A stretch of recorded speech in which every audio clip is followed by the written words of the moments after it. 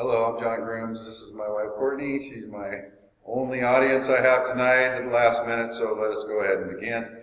We're going to do an analytical examination of the Sermon on the Mount for Upper Iowa University for Nicole Dendler's class, Composition 352.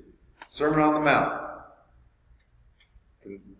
Contemporary Culture paper. The examination of the Sermon on the Mount by Jesus Christ and its intrinsic and extrinsic impacts on gospel teaching in the book of Matthew has been embedded in our culture for centuries. The teachings have impacted the ways we see our lives and the way we conduct our lives on a moral and ethical basis. Jesus teaches that we are all children of God and that we are intrinsic of his divinity. We will examine the intrinsic value in his teachings of Jesus, that giving ourselves to God in his way, we can become free to be ourselves without fear. The empowerment that is bestowed upon us by the way of the gospel teaching allows believers of Christianity to forgive one another and to feel connectedness on a utilitarian level.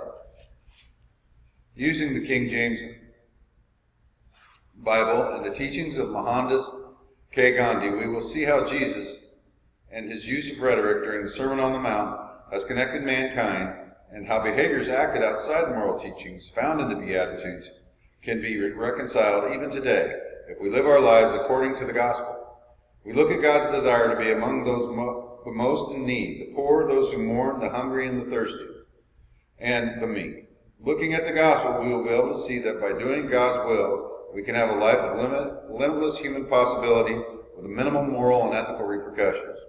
We will compare the cultural impacts of the gospel teachings on our society today in a closer examination of Matthew 5, verse 7. And the extrinsic effect of living this particular part of the gospel can validate what Jesus taught. We will conclude with Aristotle's scientific approach of logos, ethos, and pathos to analyze Jesus' approach on his audience. The Sermon on the Mount and contemporary culture. The Sermon on the Mount begins with Jesus teaching the Beatitudes around 30 A.D., during the Roman occupation in Palestine. Jesus teaches the masses about transformation through charity, humility, and brotherly love, leading to the transformation of the inner person. Unlike the Ten Commandments of old, which are thou shalt not, Jesus teaches his disciples a way to God in the kingdom of heaven by living a life of humility, void of pride, and that they are intrinsic of God, and that we were created in his image. Unlike the laws of Moses, where it was said that the Messiah would return and establish his kingdom here on earth, Jesus taught his disciples that by already being of God, a life lived according to the sermon scripture, there is a way to live and endure the trials and tribulations on earth in a manner that would ensure salvation and a place with God in the kingdom of heaven. All that is asked from Jesus is to follow his outlined moral objectives written in the sermon, and one could avoid the extrinsic footfalls of a life lived in sin. In the first 11 verses of the Sermon on the Mount, Jesus uses the word blessed to raise his followers up in his gospel teachings in a manner which they are not accustomed. The word blessed Jesus used in the Sermon on the Mount is from the Greek word makarios, which means to be happy and blissful, but it also means a self-contained happiness. Most people in times of Jesus were farmers, shepherds, nomads, and poor taxpayers, and slaves to the rich and powerful rulers and kings of the day. Everything after the word blessed and the Beatitudes pertained to most people in life during that time. Jesus' verbal rhetoric was easily relatable to most life situations in that period and easily seen as being relevant even in today's culture. Life happened then, and life happens now. And without moral guidance in today's society, an individual can expect extrinsic consequences in every aspect of one's life. Jesus said, "Blessed are the poor in spirit, for theirs is the kingdom of heaven." Jesus meant that one was humble and void of pride. One could finally, at that point, spiritually accept God's blessings. Humility is the key to one's salvation. When a person's cup is empty and they are willing to accept the fact they cannot change their lives from without, only then can the blessing of God come into oneself and receive the intrinsic inner peace that comes with surrendering and acceptance that can only come from faith within. Mahatma Gandhi said, "And is this power benevolent or malevolent? I see it as purely benevolent, for I can see that in the midst of death, life persists. And in the midst of untruth, truth persists. And in the midst of darkness, light persists. Hence I gather that God is life, truth, and light. He is love. He is the supreme God. But quite the opposite of humility is to live a prideful life, which will bring about extrinsic behaviors such as jealousy, anger, and revenge if one is maligned. Repercussions could be harsh in the times of Jesus, when be stoned, or beaten, or even killed. In today's society, if one seeks revenge, the ramifications are extrinsic to the behavior, such as jail time, restitution, which can lead to great financial hardships and shame. Even in today's culture, it is an extrinsic benefit to live a moral life. One can expect friendship and brotherly love. Jesus teaches us through temperance and love, we can become righteous.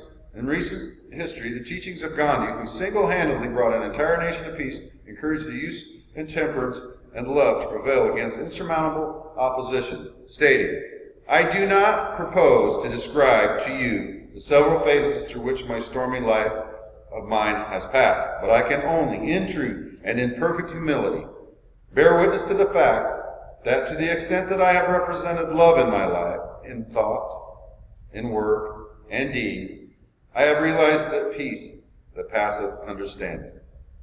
Mohandas. Our lack of peace is the extrinsic result of people taking immoral positions in society today.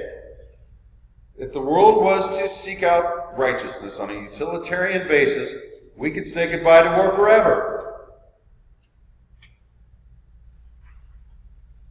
A Christian must always be practicing peace. It can also be looked upon as acting and imitating God.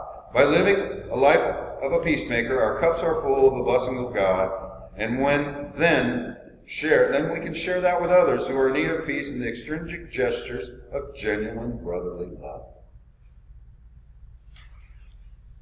When Jesus delivered this rhetoric, I believe that the word blessed was strategically placed. Jesus, in so many words, tells his followers that some of them would more than likely be killed for being a Christian.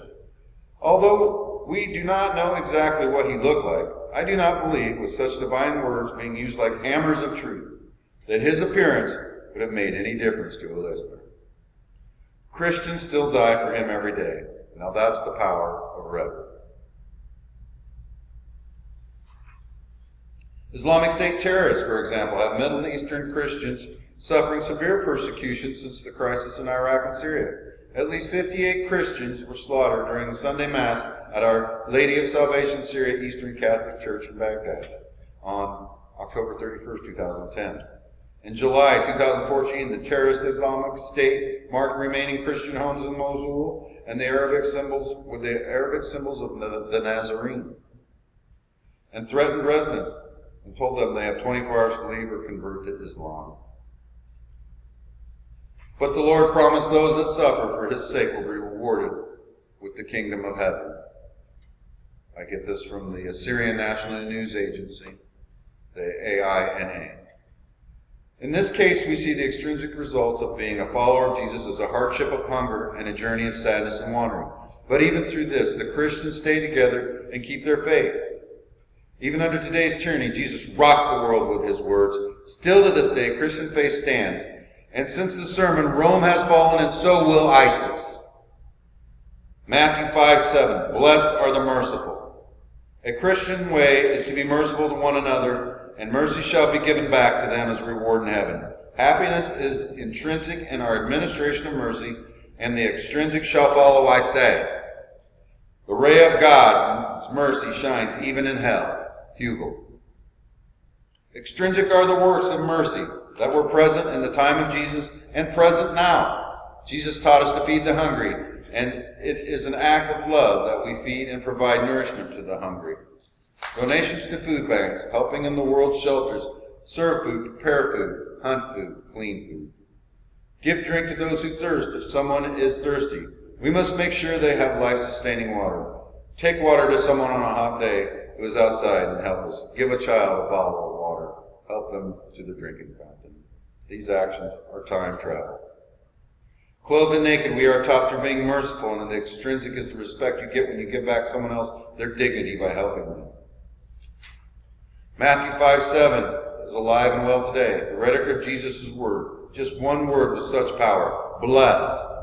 And we continue seeing living faith when we shelter the homeless.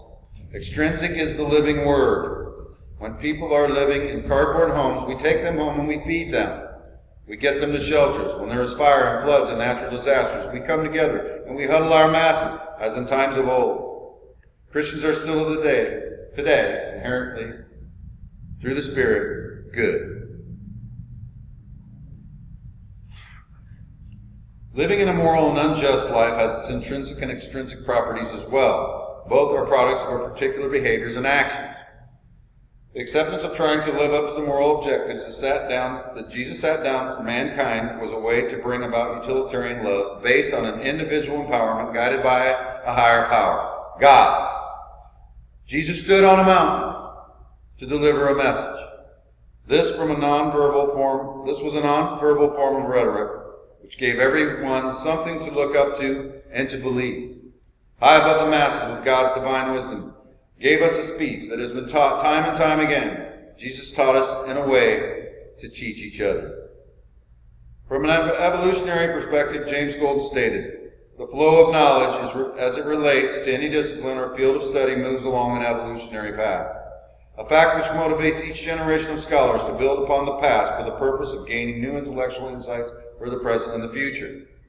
When Jesus preached his sermon, he used many rhetorical devices. We can identify Aristotle's three artistic proofs, logos, ethos, pathos, in his sermon. Jesus stood before God's people, and he proclaimed his words to be true, and he to be the Son of God. The proof of logos in the sermon is in the words themselves, the truth that no man could deny then and still cannot deny to this day. Jesus did not suggest reason with the sermon. He served us undeniable facts of life, and they were the very things we need to sustain us through all the days of our lives. Aristotle taught that it was persuasiveness of the speaker that lent to the proof of logos. I do not believe that at this point in time that there were too many doubts in the minds of Christians who had witnessed the miracles at the hands of Jesus as to whether his words were truly God's words. Aristotle wrote, ethical proof is wrought when the speech is so spoken as to make the speaker credible. For we trust good men more and sooner, as a rule, about everything, while about things which do not admit of precision, but only guesswork, we trust them absolutely.